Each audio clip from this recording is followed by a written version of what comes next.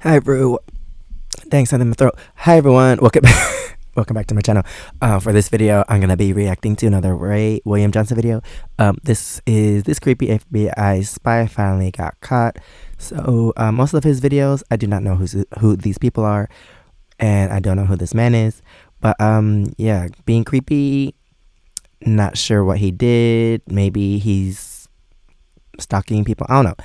But I guess I'll find out if I stop talking and get into the video. So let's get into it. Please, let's start it, and please subscribe. Let me know what else I should react to in the comments below. Well, this FBI agent wants to be a spy so bad that he ends up spying on his own government and getting people killed. Now, the guy's name is Bob, and Bob really... How's that creepy? Oh, I guess it can be creepy. I was thinking creepy as in being weird and like stalking people, like ladies or something. I don't know. wants to be like 007. I mean, he used to read those James Bond books as a kid, and now that's the life he wants. But unfortunately for Bob, he's nothing like James Bond. He isn't smooth or athletic. In fact, he's just a nerdy accountant. So he's like, fuck this, I'm gonna spy on someone. So he starts spying on his own wife, this woman, Bonnie. And so Bob will take like risque photos of Bonnie with her consent, but then without her consent, he'll show those photos to his friends. That's Not weird. only that, he low-key sets up a CCTV camera in his bedroom that's hidden behind a photograph. Okay, see, this is what I was thinking about when I was thinking about creepy. So he is creepy. But what why though? I don't understand. And Bonnie doesn't know about this camera. And so Bob will film them smashing and then later show that to his friends. And his poor wife has no idea. And also, what kind of friends are those? Like, why would they want to watch that? Like, they pick someone's house to go to? Because I'm pretty sure... Actually, I don't know what year this is. But, yeah, it's kind of weird if your friends are interested in watching your videos. Creepy friends too. He's doing any of this. Dude is just trash. But anyway, in 1976... Okay, 1976, so they had VHS, right? VHS? That's what I was going to say. I was going to mention VHS earlier, but... So, whose house are you going to showing all this? His dream finally so comes true. He gets an opportunity to be an actual spy. Because one day, when he's 32 years old, he applies to the FBI, and he actually gets hired. And they only have him working on financial crimes and accounting stuff, but whatever, his foot is in the door. 3 years later, he gets relocated to New York City, where he works in the Soviet counterintelligence unit. And here he's like, this is it, this is my big shot, I'm gonna be like 007. But unfortunately, they kind of stick him doing administrative work, interrupted by an ad. classified data and stuff like that. And this kind of pisses Bob off. I mean, he got into this business to do espionage. How dare they undervalue him? How come he keeps turning into the Hulk, like, gradually? I'm gonna be a spy no matter what. So one day, Bob goes over to a local Russian trading company in Manhattan. And he just walks into their offices and he talks to them and he's like, I want to be a spy, so let's make a deal. I'll give you some FBI secrets and in return, you pay me money. Now, keep in mind, this is all happening during the Cold War, so tensions between the Soviet Union and America are really high. And this local Russian trading company isn't actually a local Russian trading company. It's actually a front for the GRU. The GRU is like the Soviet equivalent of the CIA. And so these Russians are sitting there listening to Bob's crazy idea, and they're like, Konyeshna. And so, boom, they have this arrangement. I don't know what that means. And finally, Bob is officially a spy. Just, you know, they're spying on him. Opposing team. And soon he's communicating with the Soviets over encrypted radio transmissions, and they dead drop him cash. And he's telling them about some Soviet places that the FBI has bugged. He's telling them the names of suspected Soviet informants for the FBI. And some of these informants he's naming end up getting arrested in the Soviet Union or executed over this. But Bob don't really care. Dang. He got what he's always wanted, plus he's getting paid. So he keeps feeding them more information and more information for about a year. But then, in 1980, he gets caught. But not by the FBI. They still have no clue he's doing any of this. Bob gets caught by someone else. His wife. Because one day, Bonnie, his wife, is at home, and she walks into the basement, and Bob is there. I was just joking. But it was his wife? Okay.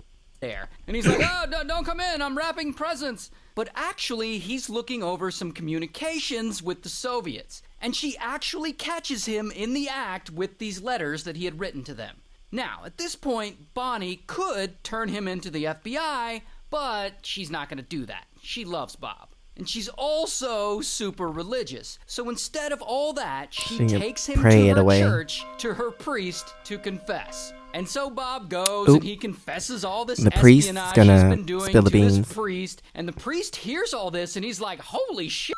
And now the priest wants to turn Bob into the FBI. But instead, he makes him a deal. He tells him that he won't turn him in if he agrees to donate all the money he made from the Soviets to charity. Charity, aka his bank account. $30,000.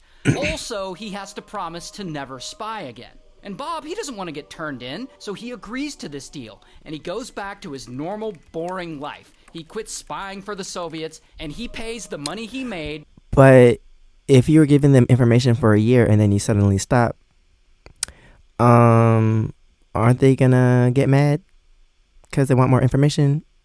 So now they're gonna be coming after him, maybe. Little by little to a charity. And over the next few years within the FBI, he keeps getting transferred and he keeps getting promoted. And this ends up giving him access to even more sensitive information. And then in 1985, he gets access to info about former KGB agents who are now living in the US. And he knows how valuable this info is. And he's like, I am selling this shit. I want to be a spy again. So he goes and he writes an anonymous letter to a senior operator in the KGB offering his services. In this letter, he basically says, I'll give you the names of KGB agents who are secretly working for the FBI if you give me $100,000. And crazy enough, the KGB agents do. And so... But what if the person that he gave the letter to was one of the, secret FBI agents? Boom! Suddenly Bob is back in the spy business. And his wife's going to be like, where'd all this money come from? So for the next 6 years, Bob hands these KGB agents U.S. secrets, sensitive U.S. information, blowing people's covers, snitching on people, and the KGB pays him tons of money in return via dead drops. But then, if you know your history, something really crazy happens. In 1991, the Soviet Union suddenly collapses. So now you've got all these former KGB agents who are approaching U.S. intelligence agencies and feeding them information and exposing their U.S. informants. And so Bob, he starts to get worried. What if they snitch on him? And so he's like, all right, this is too risky. Time to... Wait, but did he use his real name when he was in contact with all these people? Like, he didn't give them a fake name just in case something like this happened? Quit. And he slows his spying down to a crawl for years. Then, around 1999, he's like, all right, let's get things going again. And he starts feeding Russia sensitive FBI intelligence information. And they're paying him. They're paying him really well. So at this time, Bob has been doing this scam for nearly 20... Okay, he's doing all this, and he's making all this money, but his wife doesn't notice. She's living comfortably, but she doesn't know how. I don't know, maybe he's working, and she doesn't check the bank account. They don't have a joint account. I don't know. Years, and he's made a ton of money from it. And it seems like bro is just never gonna get caught. Until. So the FBI, they're not stupid. This isn't their first rodeo. They know there's a mole in their organization. They just don't know who. So they find former KGB agents and they start offering them money to give them information on any FBI moles, past or present, who may have sold them secrets. And then finally, one former KGB agent agrees to hand over a file about FBI moles that the Soviets had worked with. From these files, the FBI is able to extract that the mole is their own long-term agent, Bob. So he used his real name. The FBI doesn't swoop right in and arrest him. No. Instead, they don't say anything to him. They just promote him. Like, they pay him more, but they move him to FBI headquarters where they give him a bullshit desk job so that they can watch over him closely. Because they want to catch him in the middle of making a dead drop to the Russians. They even assign him a new assistant to help him at this new job. Spying on him. The assistant, of course, is really assigned to spy on Bob. because they're just trying to collect evidence on him at this point. But anyway, eventually, Bob goes to a local park to make another dead drop to feed information to the Russians, and finally, bam, the FBI swoops in and they arrest him. This is actual footage of the FBI arresting him. Also, What's with the here's his guns? mugshot. And so, at the end of it all, Bob had been spying for the Soviets in Russia for over 20 years and had made around $1.4 million from it. And so Bob, he takes a plea deal, and instead of death, he gets life in prison. Ooh. Here's actually a picture of him in prison. What year was that? A huge shout. What happened to his wife? Are they still married? Did she ever figure out that he was still doing this? Did they question? Because I know maybe they questioned her because she did know, but she never told anyone. So isn't she liable to get arrested too because she knew what was going on? But she didn't say anything.